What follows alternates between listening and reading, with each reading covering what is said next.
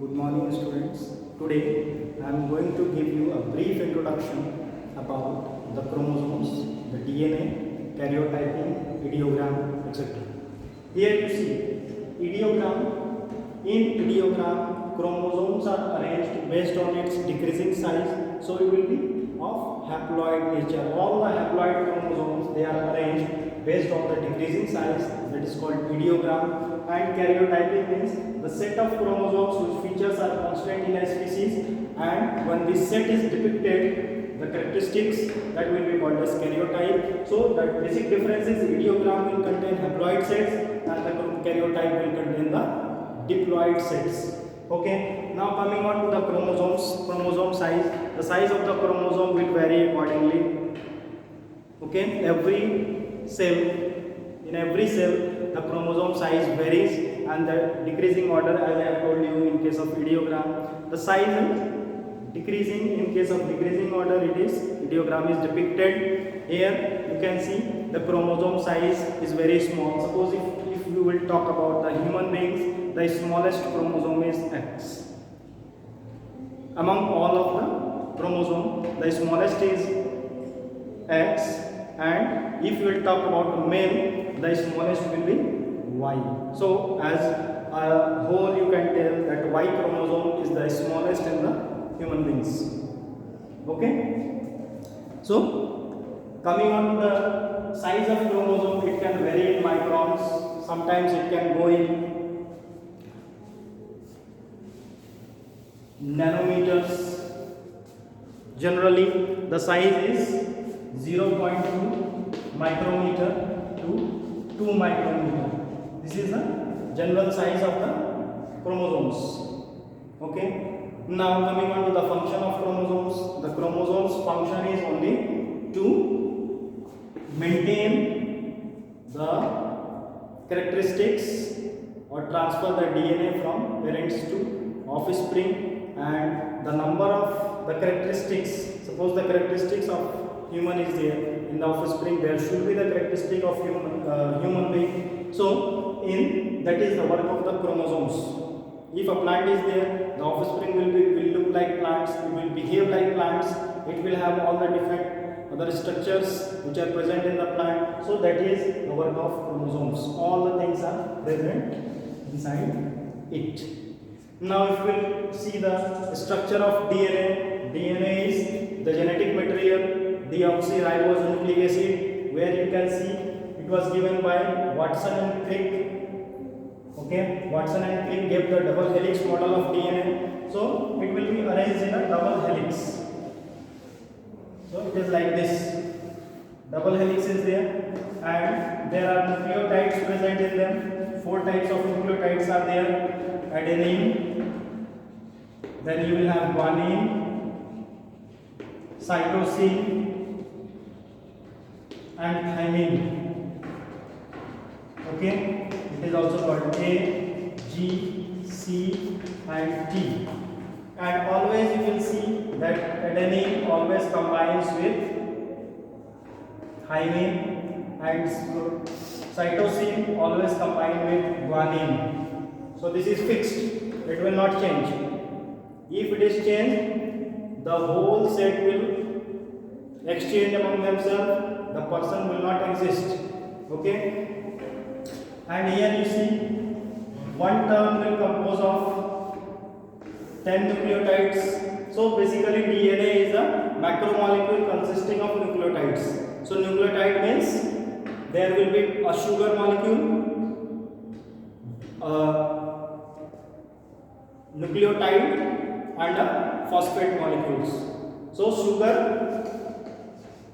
base, nitrogenous base, and a phosphate, these 3 combine to form a nucleotide, and the nucleotide, the macromolecule of nucleotide leads to the DNA. So in one helix or one term, 10 nucleotides are there. So it behaves as 3.4 nanometer is there. 34 angstrom is the size. One helix will we'll talk about one helix, 10 nucleotides are present inside them, and the total length is 34 angstrom. Okay, if you divide by 10, then it will be, you will see here 3.4 nanometer. This will be between these two. 3.4 angstrom will be there. So between two consecutive nucleotide, you can see 3.4 nanometer distance. Okay. Now here coming on to this, A always combined with C and T, and C always combined with G. And it is complementary base pairing, it is called. And the number of A plus T will always be equal to number of guanine plus cytosine. Adenine and guanine, these are known as purine, and cytosine and thymine, this is called pyrimidine. So this purine and pyrimidine, they are combining on themselves to form the DNA molecule, and the sugar will be present on the outside and the bases will be present inside. Okay, the sugar molecule will be present on the outside part and the bases will be present inside, and in between these there will be hydrogen bonding. So adenine always combined with thymine by double hydrogen bond, and cytosine always combined with guanine with triple hydrogen bond. Okay, so this is your overview about your DNA, and the DNA's function is to control the hereditary carrier, how much it will be transferred. Otherwise, what will happen? The person will have genetic disorders. So if something is going wrong, the person automatically will be genetically mutated. Okay, and some disorders will be happening. Some syndrome will be there, genetic disorders. That is very much harmful. Now, in this, already we have studied about this structure. So this is very important. Adenine, number of adenine, guanine, cytosine, thymine is always constant for any of the DNA. Okay. Now another thing is replication. So for replication means DNA can give you another DNA.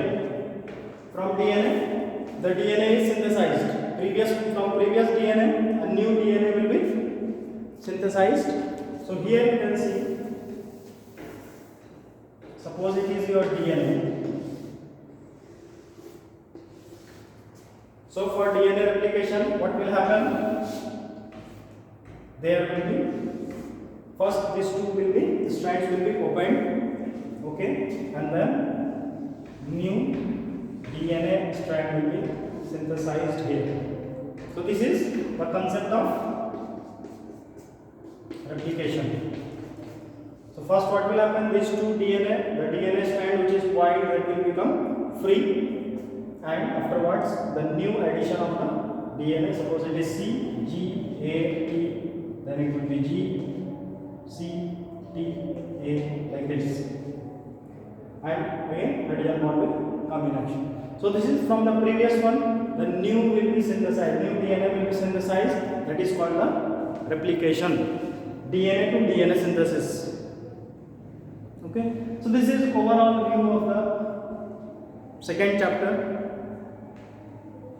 I think I have discussed everything. If suppose some problem will be there, we can discuss it afterwards also. Okay, but the main thing is you have to read the books properly. The book which has been given to you, that is of much importance. You have to read the book line by line. Okay.